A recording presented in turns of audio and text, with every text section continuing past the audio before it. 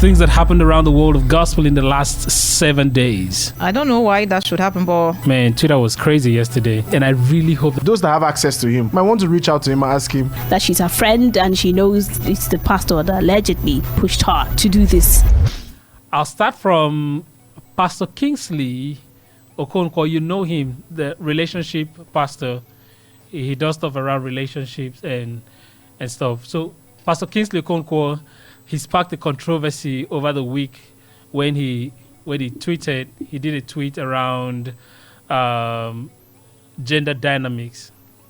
And you're wondering what was that. So let me tell you. On Thursday, renowned pastor and relationship coach Kingsley Okonkwo ignited a social media firestorm with a tweet that has been both praised and criticized for its stance on gender dynamics and relationships. And the tweet reads, he started out by saying, "Ladies, stop this nonsense now. Enough is enough. Why is it that whenever a post or video corrects you, then you start a war and start a rant, but when it's in your favor, you support it?" And he went ahead to say that's not maturity.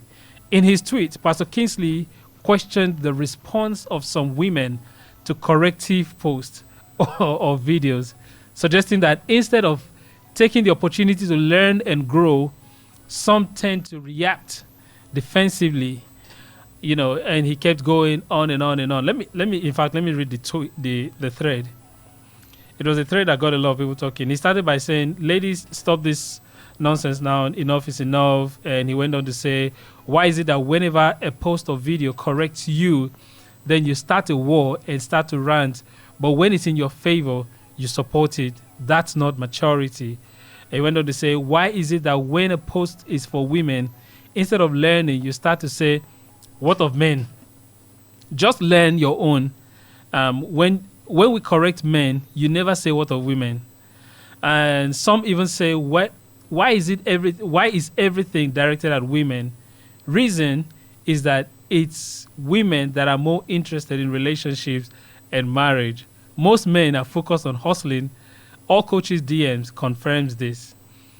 We still speak to men. However, men learn quite differently from women. So we teach men, but definitely more women complain of relationship issues.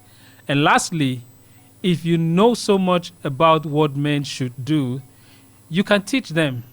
Don't wait for me. Some relationship coaches speak strictly to women and some speak strictly to men. You can also post your own instead of fighting in our comments section.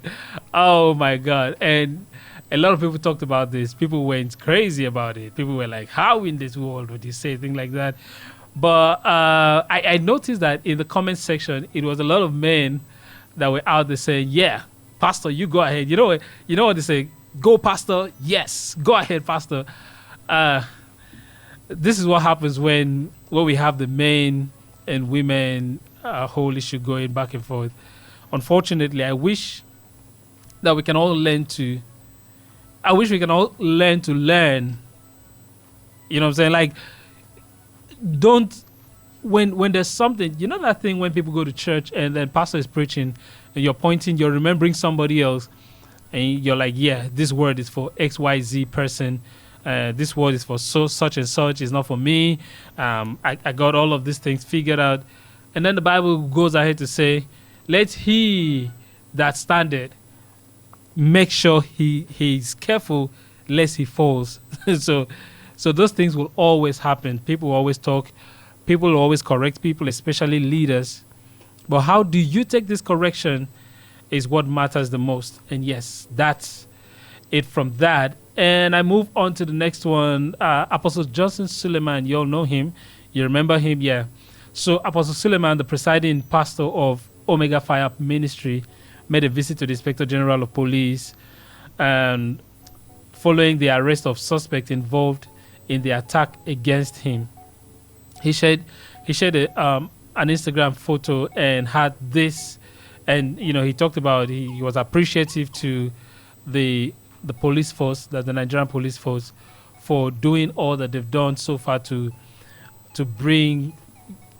Okay, so let me refresh your memory. You might not remember, but on October 25th, 21st, 2022, on his way between Benin and Auchi, there was an assassination attack. That's how they describe it. And in that attack, about 6 lives were lost. And so since then, they've been going back and forth, trying to see how to get the people that masterminded this whole thing, to get them to justice.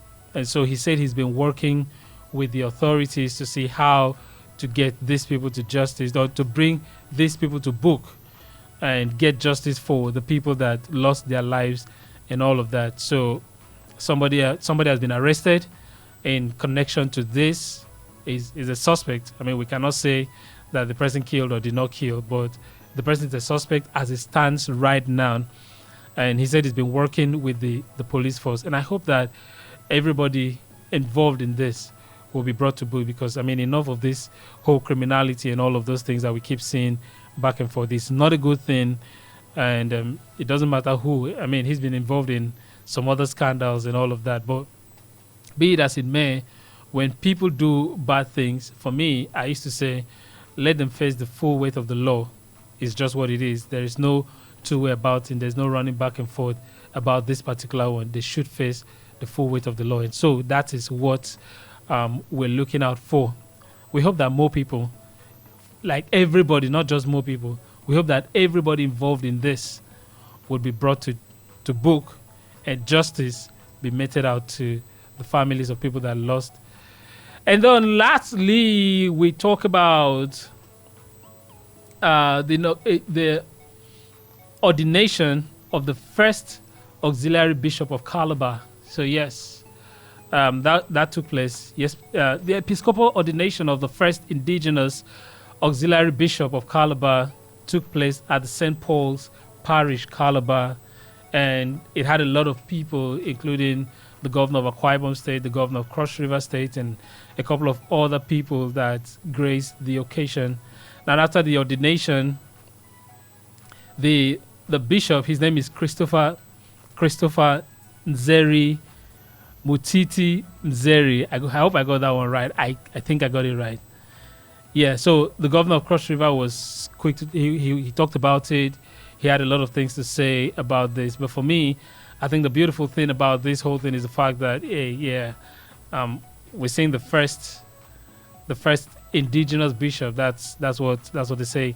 He's the first indigenous bishop. I didn't even know that. Unfortunately, I did not know that he was the first indigenous bishop of Calabar. I actually thought we had some before now, but it's good to see people grow through the round. So during the ordination, Bishop, we had people, Bishop Camillus Umo of the Ikonek Diocese encouraging the new ordained bishop to serve diligently. Many people took turns to say different things. But you see, when I went through this, first he was appointed bishop by the Pope Francis. That was on the 1st of May. That was when they announced, the 1st of May 2023. That's when the announcement was made. And this man was born in 1970 in Calabar. And it's also beautiful to know that he is a professor at the University of Calabar. That for me is a beautiful thing to know. He was before now, he was the assistant parish priest of St. Bennett and Marian Hill. You go through his bio, it's so much, like he has done so much education and so much spiritual things. And what can we say? Big congratulations to him, the bishop of the Calabar Diocese. That's the Catholic bishop of Calabar, the auxiliary Catholic bishop of the Calabar Diocese. His name is Christopher Nazeri. Congratulations to him. So yes, and that's exactly what happened in the world of gospel in the last 7 days.